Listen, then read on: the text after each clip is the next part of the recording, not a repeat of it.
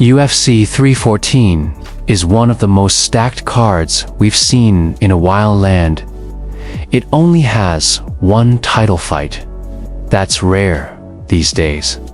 Usually, a lineup this loaded needs 2 belts on the line.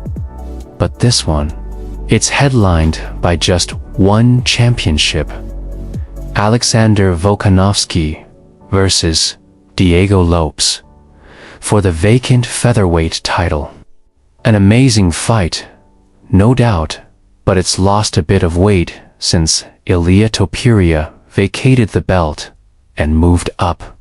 Now, if Volk wins, he becomes a 2-time featherweight champion, and I think that cements him above Jose Aldo as the featherweight GOAT. He'll have beaten yet another top contender in a comeback fight that many people think he won't survive. After those 2 devastating knockouts, first to Islam, then to Ilya, most fans have written him off. But if he beats Diego, that proves he's still elite, still dangerous, still Volkanovski. Technically, with Ilya gone, Volk would be the best featherweight in the world. But the situation still feels strange. It's like a king returning to wear a paper crown. The kingdom was conquered. Ilya took the throne and left for new territory. Now Volk's back, but the man who dethroned him isn't there anymore.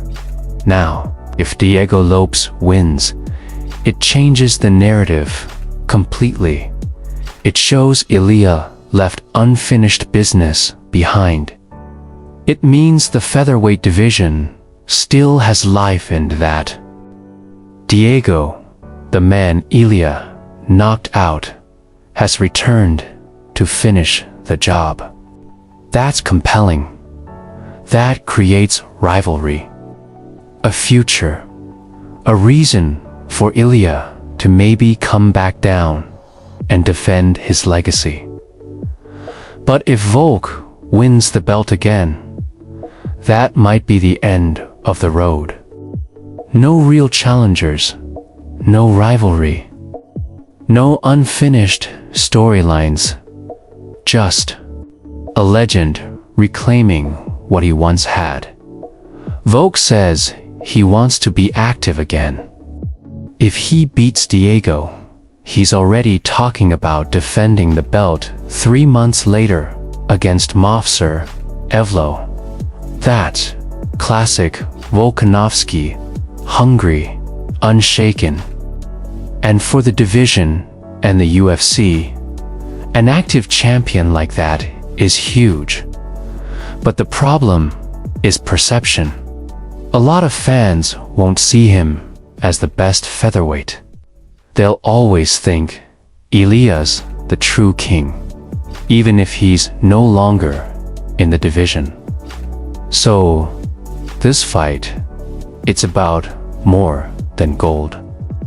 It's about legacy. It's about proving he's still Alexander the Great. Diego is no joke, though. He's got momentum. His striking is dangerous, especially early. The guy throws heat with his overhand and his left hook. That's his bread and butter. And he's got that explosive finishing power that can end a fight at any moment. But I'll be honest, Volk is anything close to his best. I think he wins. Technically, he's far more polished. Diego tends to gas. His power fades in the later rounds. Volkanovski's cardio and pace could take over in the championship rounds. But if Volk's chin is truly cracked after back-to-back brutal KOs. Diego could add a third in a row. That's the risk. This is high stakes for both Menvok's legacy versus Diego's moment of destiny. Then we go to the co-main event, Michael Chandler versus Paddy Pimblett. This is finally a step down in rankings for Chandler. Ever since joining the UFC, he's been thrown into war after war facing elite guys like Charles Oliveira, Justin Gaethje, Dustin Poirier, and now, finally, he gets someone ranked below him in Paddy Pimblett. This fight will tell us everything we need to know about Paddy. The UFC clearly wants him to be a future star at lightweight. They're investing in him, pushing him as one of the faces of the next era after Islam. Charles, Gaethje, and Chandler himself move on. This is a big test. If he beats Chandler, he's a made man. A win here catapults him into the top 7 and into big money fights with the legends before they retire. But that's a big if. Chandler may be reckless, but he's still elite.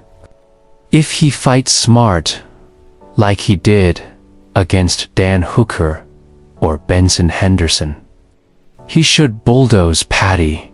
He could stuff takedowns and land clean shots on that high chin of Pimblett's. It could be over quick, but we've seen Chandler stick to that chaotic style, sacrificing fight IQ for excitement.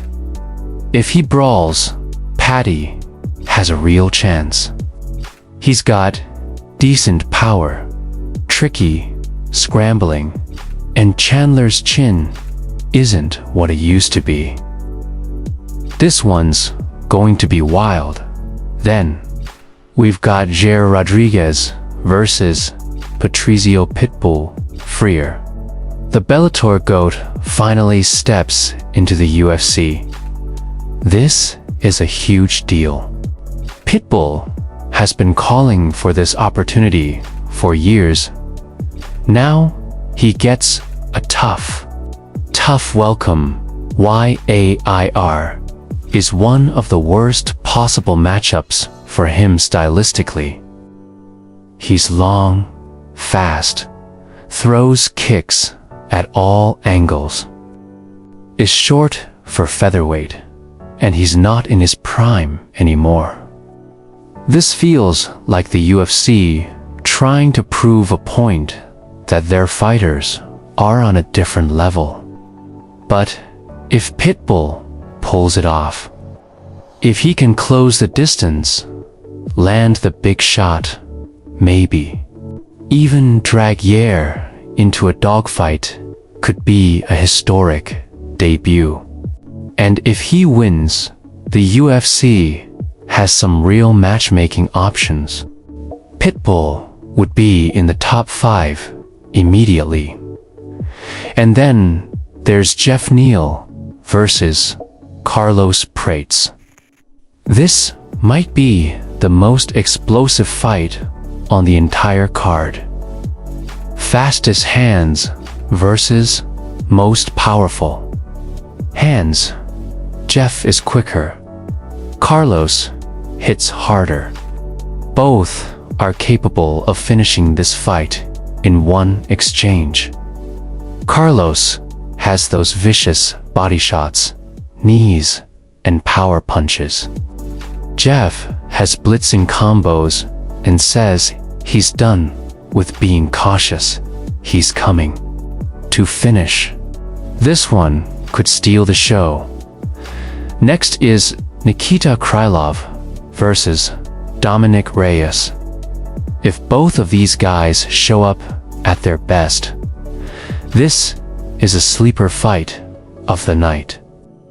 Krylov hasn't fought since March 2023, but he's on a 3-fight win streak with wins over Spann, Ozdemir, and Gustafsson.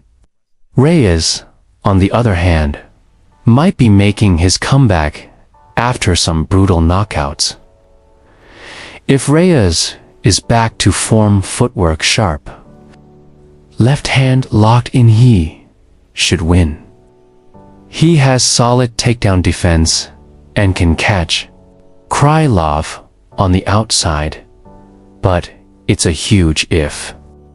If he loses, it might be the end of his run. If Krylov wins, he's 1 fight away from a title shot. Then we've got Bryce Mitchell versus Jonathan JSP Silva. Dana announced it, looked hyped about it, and it was made in just a week.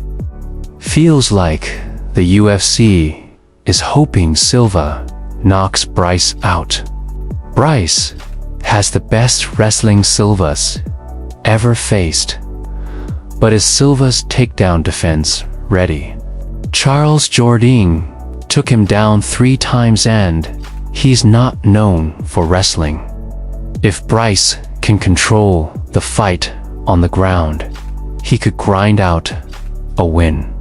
But if Silva can get back up and find a rhythm on the feet, Bryce won't survive the stand-up. This might be the most lopsided style clash on the entire card. So that's the main card. And honestly, I don't even know which fight I'm most excited for. Could be the main event, just for the high level of skill Volk brings. Could be Neal versus Prates, maybe Chandler vs Pimblett, just for the chaos. Let me know in the comments, what's your favorite fight on this card? What's the fight you're looking forward to the most? And as always, if you enjoyed the video, make sure to leave a like, hit that subscribe button, and turn on notifications so you don't miss any future uploads. This is Nakanan. I'll catch you in the next one.